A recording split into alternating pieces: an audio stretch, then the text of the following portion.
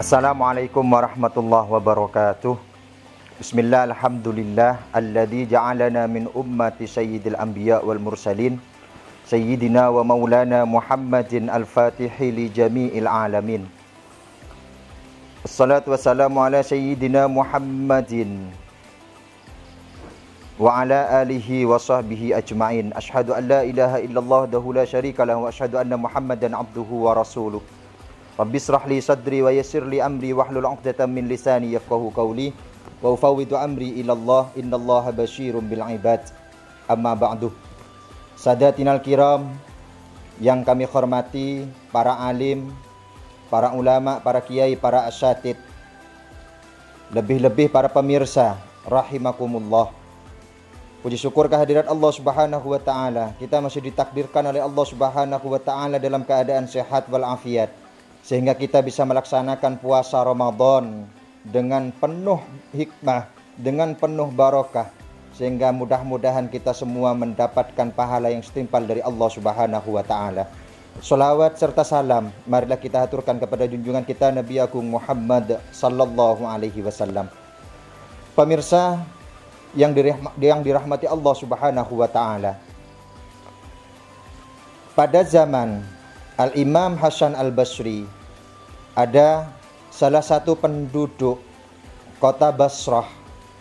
Beliau hadir suan kepada beliau ke Syekh atau Imam Hasan Al-Basri, yang mana penduduk Basrah menyatakan protes pada ayat suci Al-Quran yang berbunyi ud'uni astajib lakum. Beliau penduduk Basrah bertanya kepada Al-Imam Hasan Al-Basri bahwasanya apa yang dijanjikan Allah Subhanahu wa taala kepada umat manusia kaitan dengan lafaz ud'uni astajib lakum, yang artinya berdoalah kalian semua kepadaku maka aku akan mengijabai apa yang menjadi permintaan kalian semua. Namun kata penduduk Ahlul Basrah kepada Imam Al-Basri, beliau tidak mempercayai dengan ayat suci Al-Quran yang sudah tertera dalam Al-Quran, sehingga beliau menyampaikan kepada Imam Al-Basri bahwasanya aku, kata beliau, dari penduduk Basrah sudah berdoa dari siang, pagi, malam, bahkan sudah bertahun-tahun tidak ada doa yang diijabah oleh Allah Subhanahu wa taala. Sehingga Imam Hasan Al-Basri menyampaikan kepada penduduk Basrah, wahai penduduk Basrah, kata beliau, sesungguhnya apa yang dijanjikan Allah Subhanahu wa taala semuanya itu tidak ada yang ditolak dan tidak ada sesuatu yang tidak terjadi kalau Allah sudah menghendaki. Namun ada kesalahan pada diri kita, dari kita semua, yaitu adalah hati kita yang mati, sehingga tidak ada sambungan kepada Allah Subhanahu wa taala. Sehingga Al-Imam Hasan Al-Basri menyampaikan kepada penduduk Basrah, wahai penduduk Basrah, matinya hati kita itu disebabkan beberapa hal. Yang pertama, kata Al-Imam Al-Basri, menyampaikan bahwasanya adalah araftumullah, bahwasanya kita semua sudah tahu Allah itu siapa. Walam tu'tuhu haqqa, namun kita semua tidak pernah tidak pernah mengakui kekuasaan Allah Subhanahu wa taala, bahkan kita ingkar kepada Allah Subhanahu wa taala. Bahkan dalam ayat suci Al-Qur'an suratul Fatihah kita sudah disampaikan bahwasanya ada lafaz iyyaka na'budu wa iyyaka nasta'in, bahwasanya kita sesungguhnya menyembah kepada Allah Subhanahu wa taala wa iyyaka nasta'in, dan kita minta pertolongan kepada Allah Subhanahu wa taala.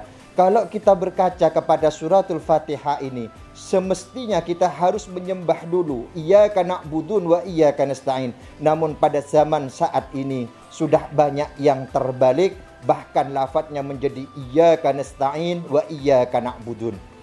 Jadi kita minta dulu baru kita ingat kepada Allah Subhanahu wa taala. Karena apa? Karena sudah banyak permasalahan-permasalahan yang kita hadapi pada zaman yang sekarang. Seharusnya yang semestinya iyyaka na'budun wa iyyaka nasta'in, tapi sekarang menjadi iyyaka nasta'in wa iyyaka na'budun. Namun lebih parah lagi, Kata Al-Imamul Basri, beliau menyampaikan bahkan ada yang sekarang menjadi iyyaka na'budun wa dukun nasta'in. Minta kepada Allah, menyembah kepada Allah, tetapi masih meminta kepada dukun.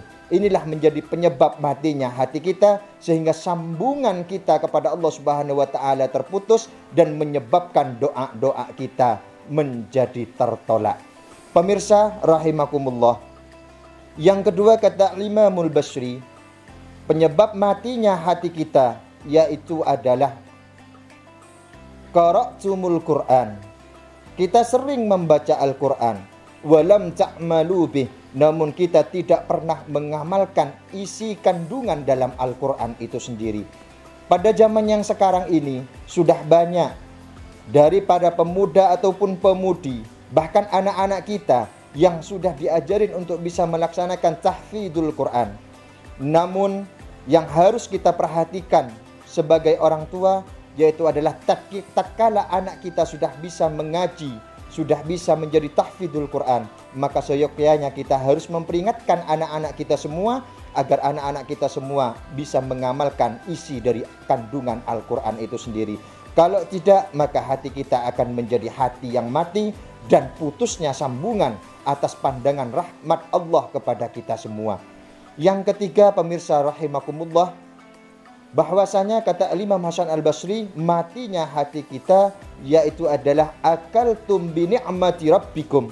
Kita menikmati, makan dari nikmat yang diberikan oleh Allah Subhanahu wa taala, bahkan kita sudah menerima jabatan yang diberikan oleh Allah Subhanahu wa taala. Namun kata Imam Al-Basri, walam tashkuru bih. Nah, sedangkan kita sendiri tidak pernah bersyukur atas nikmat yang diberikan Allah Subhanahu wa taala. Pemirsa rahimakumullah, syukur dalam lisan itu sangat gampang. Di saat kita sudah mendapatkan harta, mendapatkan nikmat kekayaan yang diberikan oleh Allah Subhanahu wa taala, kita bisa mengucapkan alhamdulillah.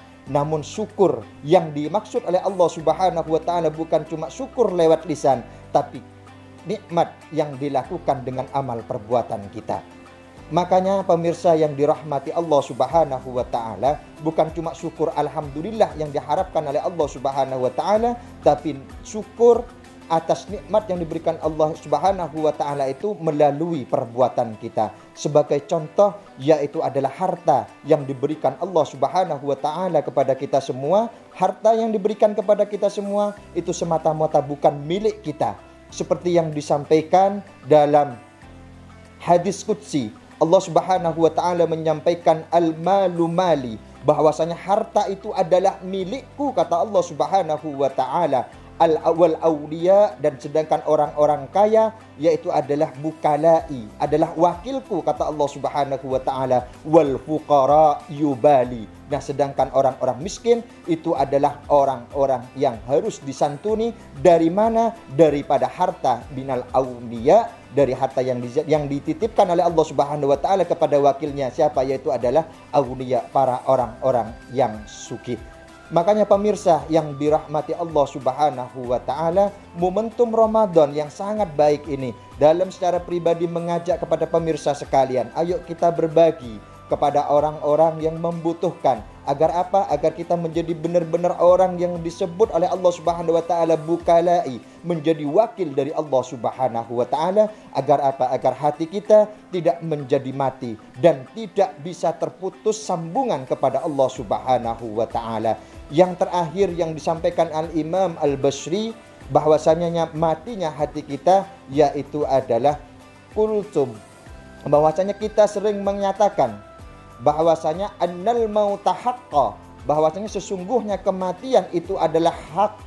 Namun kata Al-Imam Al-Basri, walam tasta'idzulah, namun kita semua tidak pernah memperbanyak sangu untuk sangu kepada perjalanan panjang, yaitu adalah mati menghadap kehadirat Allah Subhanahu wa taala.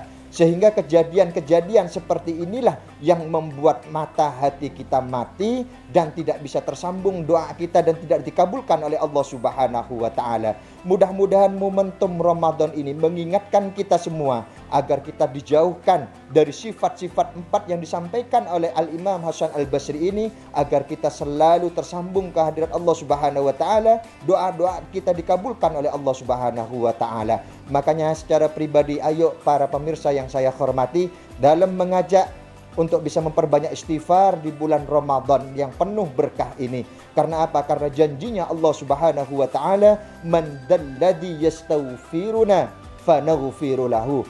Barang siapa yang mencari dan beristighfar kepadaku di bulan Ramadan, kata Allah Subhanahu wa taala, fanaghfiru lahu, maka aku Allah, kata Allah Subhanahu wa taala, akan mengampuni orang tersebut fi syahri Ramadan, di bulan Ramadan ini. Kenapa? Bihurmati Ramadan, karena menghormat bulan Ramadan. Begitu banyak hikmah bulan Ramadan yang harus kita lakukan, yang harus kita benar-benar ambil hikmahnya di bulan Ramadan ini, agar kita menjadi orang-orang yang bertakwa di jalan Allah Subhanahu wa taala. Mudah-mudahan sedikit ini bisa dalam sampaikan bisa bermanfaat bagi dalam dan keluarga secara pribadi, khususnya kepada para pemirsa semua. Kurang lebihnya mohon maaf. Billahi taufiq wal hidayah war ridha wal hidayah. Wassalamualaikum warahmatullahi wabarakatuh.